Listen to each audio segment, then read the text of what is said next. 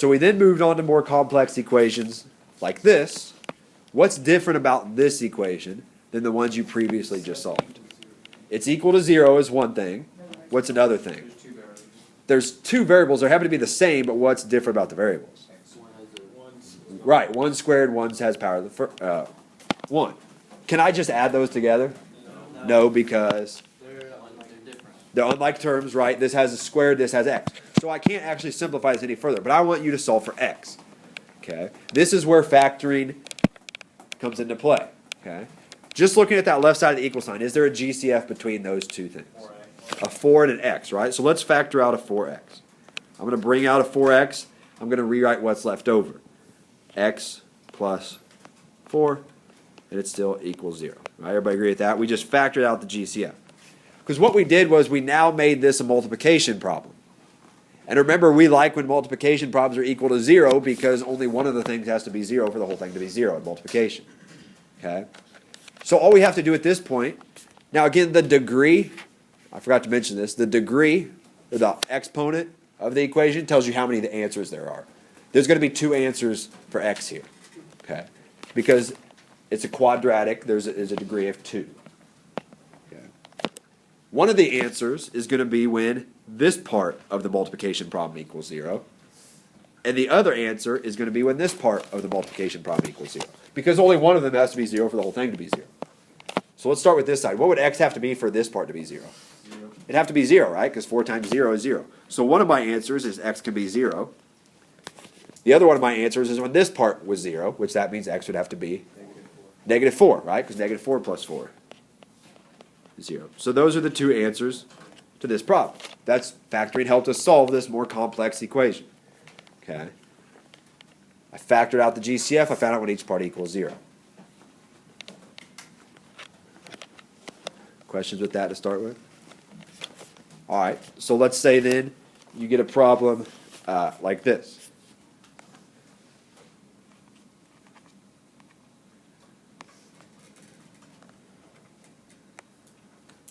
And I want you to solve this for y. So go ahead and write that down. So this looks similar to the last one, except what's different about this one than the previous one we did. We can divide it by 9. You could divide by 9. I would be okay with that. Okay. That's kind of like factoring out a GCF, dividing by a common factor. But what's different about this one than the previous one? They're on opposite sides, right? It's not equal to 0. And we like it when it's equal to 0 because it's a lot easier to solve. So let's say we're going to make it equal to 0. Let's move this 36y over to the other side, and since it's a negative 36y, we'll add it to both sides. So when we do that, we're left with 9y squared. We're left with 36y over here. Again, I can't add those together because they're not like terms. Then I'm left with 0 over here because there's nothing left. Now it becomes just like the last problem because when it's equal to 0, it's much easier to solve. What's the GCF between those two terms? 9y. 9 and a y, right? So let's bring out a 9y. That leaves me with a y plus 4 left. Okay. I factored out the GCF. Again, now it's a multiplication problem. And I know when multiplication problems are equal to 0, only one piece of that multiplication problem has to be 0. And again, I know there's 2 solutions of this because that's what the y squared tells me. It tells me there's 2 answers that this could be. One of them is going to be when this part is 0. One of them is going to be when this part is 0. So what are my 2 solutions? 0. Excellent. 0. Y can be 0, or y could be negative 4. Right? Because that would make, if this was 0, I don't care what this part of the parentheses would be, the whole thing would be 0. And if this was 0, I don't care what that part would be, the whole thing would be 0. Wait, if it's like 9, you know, like the outside. Write this one out. I got 2 more I want to look at. I think 2. This is a binomial times a binomial, right? It's a problem that hasn't been foiled yet. Okay, it's like somebody already factored it for us. I want to find out what can x be for this to equal 0. Again, it's a multiplication problem here. I'm going to take whatever this parenthesis is and multiply by whatever that parenthesis is. So I need to find out when each part is equal to 0. Now this part, it's really easy to find out when it's equal to 0. What's x have to be for this part to equal 0? Just 8, right? There's one answer, done with that. One answer is x can be 8.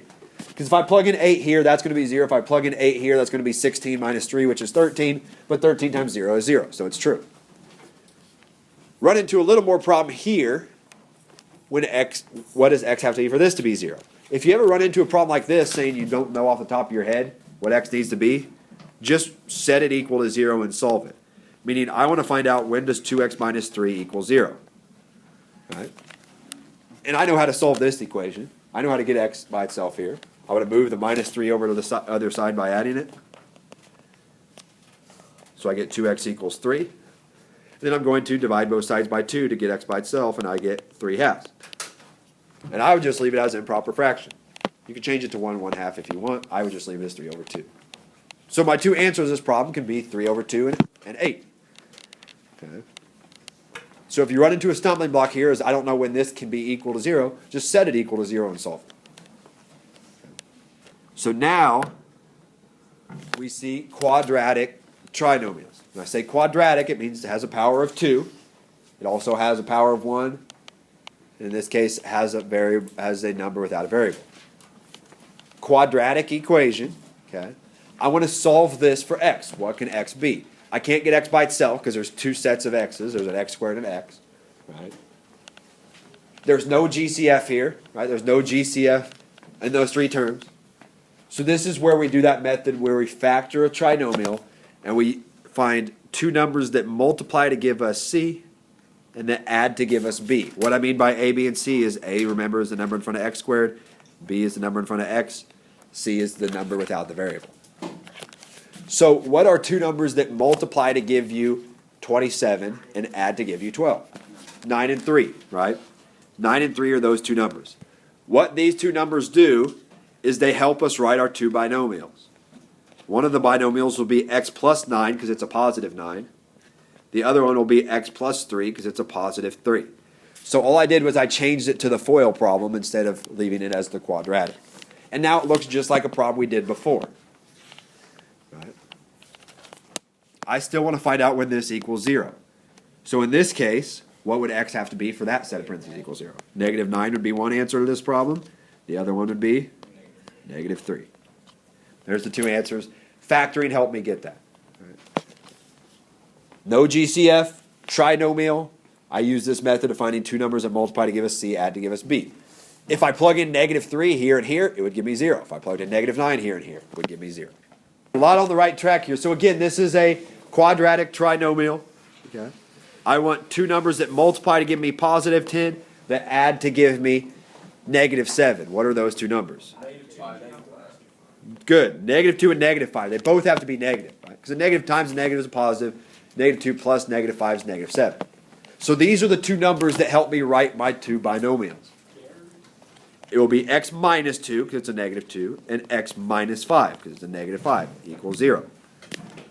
So I took this quadratic and I changed it to a binomial times a binomial. The reason I did that is because it's much easier to solve when it's equal to 0. Okay. I want to know what does x have to be for this part of the multiplication problem to be 0. It would just have to be positive 2. Right? Okay. Because if this was 2, 2 minus 2 is 0. I don't care what this is, because 0 times whatever is 0. It would be negative 3 when I plugged in 2 there. Okay. And then same thing here, x would have to be positive 5.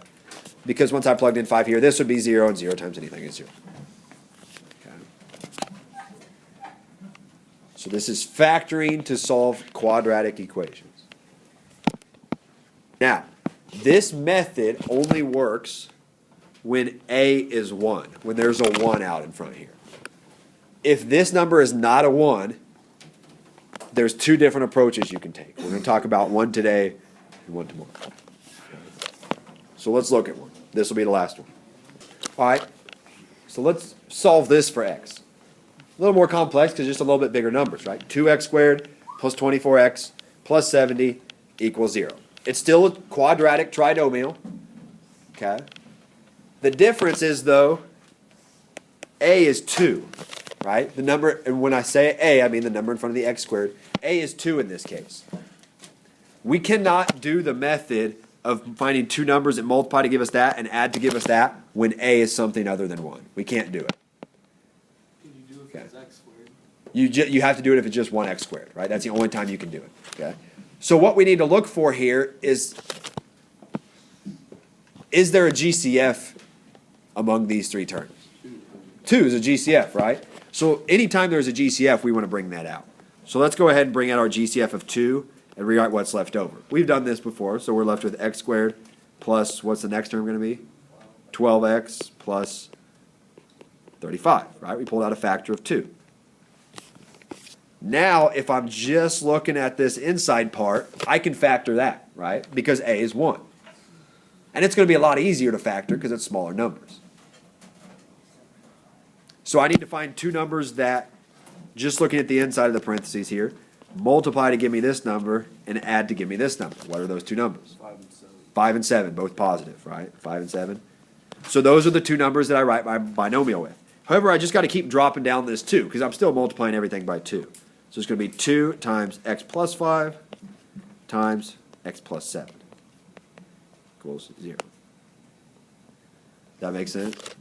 I don't want to write just x plus 5 and x plus 7 because that only gives me this. I need to keep that 2 with it because I factored out that 2 at the beginning.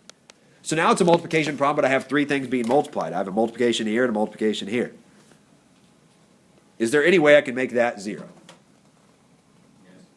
Well, it's a 2, right? There's nothing I can plug in to make that 2 0, right? So I can't, remember there's only two solutions to this problem.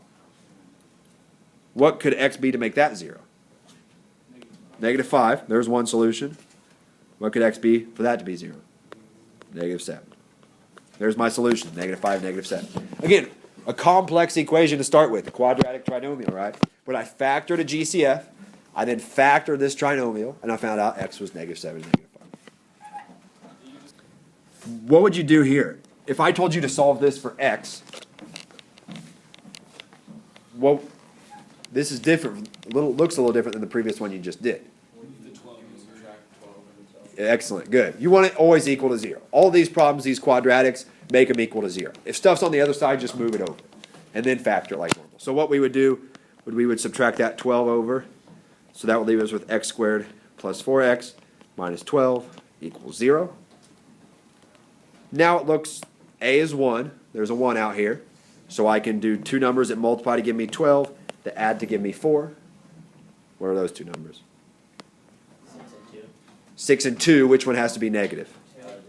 The 2 would have to be negative, right? That way when you add those two numbers, you get positive 4. You multiply those two numbers, you get negative 12. So my binomials would be x minus 2 and x plus 6, right? So then what are your two answers to this problem? 2 and negative 6. Good. Those two solutions would make this true. We got that by factoring. Feel okay about that?